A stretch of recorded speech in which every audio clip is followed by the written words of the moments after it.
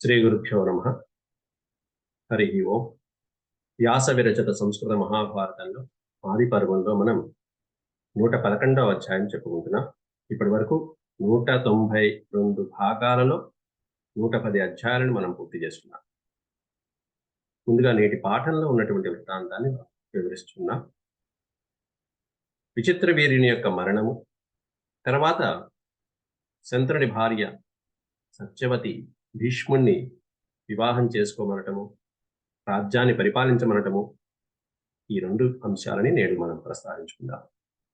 ముందుగా ప్రార్థన చేసుకుని మనం నేటి పాఠంలోకి వెళ్దాం. ఓం శుక్లాంబరధరం విష్ణుం శశివర్ణం చతుర్భుజం ప్రసన్నవదనం ధ్యాయేత్ సర్వవిఘ్నోపశాంతయే. వ్యాసాయ విష్ణురూపాయ వ్యాసరూపాయ విష్ణవే నమో వై బ్రహ్మనిధయే వాసిష్ఠాయ నమో నమః. నారాయణం నమస్కృత్య నరం చైవ నరోత్తమం దేవీం సరస్వతీం వ్యాసం తతో జయముదీరయేత్. వ్యాసం వసిష్ఠనప్తారం శక్తేః పౌత్రమకల్మషం పరాశరాత్మజం వందే సుఖతాతం తపోనిధిం. వాసుదేవాయ.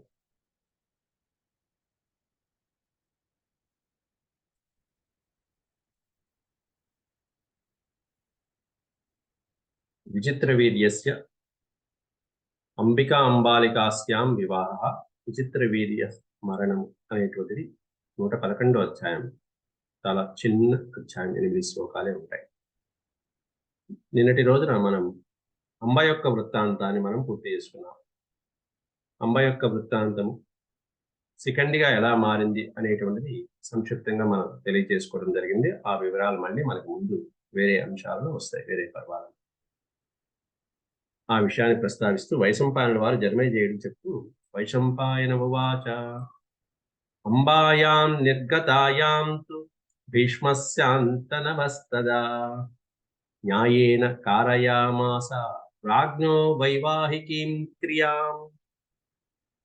అంబా, అంబిక, అంబాలికల్ని ముగ్గురిని కూడా కాశీరాజ్యం నుంచి, స్వయంవర మండపం నుంచి భీష్ముడు తెచ్చేశాడు. తెచ్చేసి ముగ్గురికి వివాహం అనేటప్పటికీ అంబ కాస్త లేదు, నేను సాల్వరాజుని వివాహం చేసుకుంటానని చెప్పి వెళ్ళిపోయింది. వెళ్ళిపోయిన తర్వాత వెంటనే జరిగినటువంటి కార్యక్రమం ఇది. ఈ మధ్యలో అంబ యొక్క వృత్తాంతాన్నంతా 5 సంవత్సరాలు ఎలా అంబ నిరీక్షించింది అనేటువంటిది చెప్పుకుంటూ వచ్చారు. ఇది మొదట్లో చెప్పుకోవాల్సినటువంటి అంశం ఇక్కడ ప్రస్తావిస్తున్నారు. అంటే అంబ సాల్వరాజు కోసం వెళ్ళిపోగానే వెంటనే జరిగినటువంటి వివాహ వృత్తాంతం ఇక్కడ విచిత్ర వీరుడికి జరిగిన వివాహ వృత్తాంతం ఇది. అంబాయాం నిర్గతాయాం, అంబ ఎప్పుడైతే సాల్వరాజు కోసం వెళ్ళిపోయిందో భీష్మ శాంతనమస్తదా, శాంతనవుడు శంతన మహారాజు కుమారుడైనటువంటి భీష్ముడు న్యాయేన కారయామాస రాజ్ఞం వైవాహికీం క్రియాం, రాజు యొక్క వైవాహికమైనటువంటి క్రియలన్నీ కూడా న్యాయేన విధినా కారయామాస, విధిబద్ధంగా, శాస్త్రబద్ధంగా, న్యాయబద్ధంగా చక్కగా జరిపించాడు. ఎవరు ఈ రాజు అంటే, అప్పుడు రాజు ఎవరున్నారు? విచిత్ర వీరుడు, సోదరుడైనటువంటి విచిత్ర వీరుడి కోసమే. ఎవరికిచ్చి చేశాడు వివాహాన్ని అంటే, అంబికా అంబాలికే చైవ పరిణీయాగ్ని సంవిధౌ తయోః పాణి గృహీత్వా తు కౌరవ్యో రూపదర్శితః. అంబ వెళ్ళిపోయిన తర్వాత మిగిలినటువంటి సోదరీమణులు అంబిక, అంబాలిక, కాశీ రాకుమార్తెల చేత, ఇద్దరి చేత పరిణీయాగ్ని సన్నిధౌ, చక్కగా అగ్నివేదిని పేర్చి శాస్త్ర ప్రకారంగా ప్రణయాన్ని గావించారు. తయోః పాణి గృహీత్వ, తయోః అనే పదానికి అర్థం వారిద్దరి యొక్క పాణిగ్రహణ చేసినటువంటి కౌరవ్యుడు రూపదర్శిత, రూపవంతుడైనటువంటి, చక్కగా మన్మధుడి వలె ప్రకాశిస్తున్నటువంటి ఆ కౌరవ్యుడు విచిత్ర వీర్యుడు ఆనందంగా, విచిత్ర వీర్యో ధర్మాత్మ కామాత్మ సమపద్యత, ధర్మాత్ముడైనటువంటి ఆ విచిత్ర వీరుడు ఆనాటి నుండి కామాత్మ సమపద్యత, చక్కటి సుఖాలు అనుభవిస్తూ ఆనందంలో గడుపుతున్నాడు వివాహానంతరం. తే చాపి బృహతి శ్యామే నీలకుంచితమూర్ధజే. వారికి అప్పటికి వయసు కూడా చెప్పాడు. అంతకు ముందు పాఠంలో 16 సంవత్సరాల వయసు వారిద్దరికి, అంబిక అంబాలికలు వీరు దాదాపుగా ఆ వయసు వారు. అలా ఉన్నటువంటి వారి యొక్క సౌందర్య విశేషాన్ని వర్ణిస్తున్నారు ఇక్కడ. తే చాపి అంటే వారు కూడా, వారిద్దరు కూడా వివాహాన్ని చేసుకున్న ఆ స్త్రీలు కూడా బృహతి శ్యామే నీలకుంచితమూర్ధజే నల్లటి కురులతో శోభాయమానంగా ఉంటూ రక్తతుంగ నఖోపేతో అంటే నఖములు అంటే గోళ్ళు, రక్తతుంగ నఖోపేతో ఎర్రటి గోళ్ళు కలిగినటువంటి వాడు. గోళ్ళు ఎర్రగా ఉన్నాయంటే ఆరోగ్యానికి సంకేతం. నల్లగా ఉండటం, తెల్లగా ఉండటం, పారిపోవటం కాకుండా గోళ్ళ దగ్గర కాస్త గులాబీ రంగు కలర్లో అలా ఎర్రగా ఉండటం అనేటువంటి ఆరోగ్యానికి సూచన. రక్తతుంగ నఖోపేతో పీనశ్రోణి పయోధరే. పీనశ్రోణి పయోధరే చక్కగా వాళ్ళ యొక్క సౌష్ఠవం కానీ అందచందాలు కానీ ఈ మహారాజుకి ఇంకా ఆనందాన్ని కలిగించేటువంటి విధంగా, విచిత్ర వీరునికి ఇంకా ఆనందాన్ని కలిగించేటువంటి విధంగా ఆత్మన ప్రతిరూపోసౌ లబ్ధ పతిరితి స్థితే. వాడు కూడా ఎలా భావించారంటే పతి లబ్ధ, పతి అంటే భర్త, పతి లబ్ధ ఎట్లాంటి భర్త లభించాడనుకుంటున్నారంటే ఆత్మన ప్రతిరూపో అసౌ. అసౌ అంటే ఇతగాడు, ఈ విచిత్ర వీరుడు ఆత్మన ప్రతిరూప, మన సౌందర్యానికి తగినటువంటి వాడు కదా అని చెప్పి భావించారట.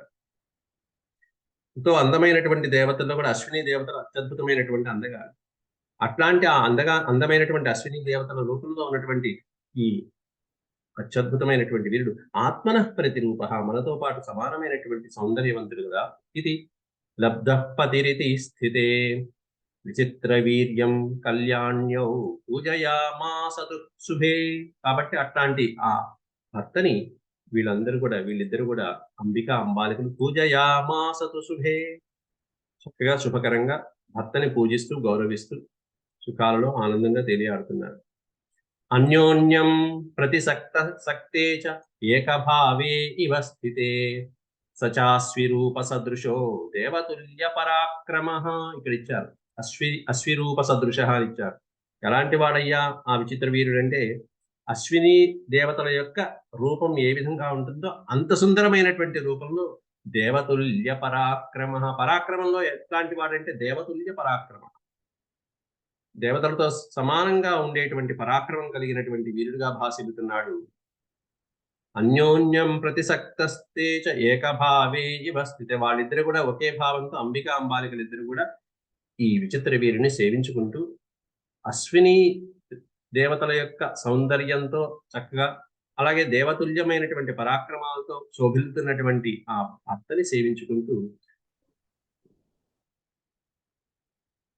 సర్వాసామేవ నారీణాం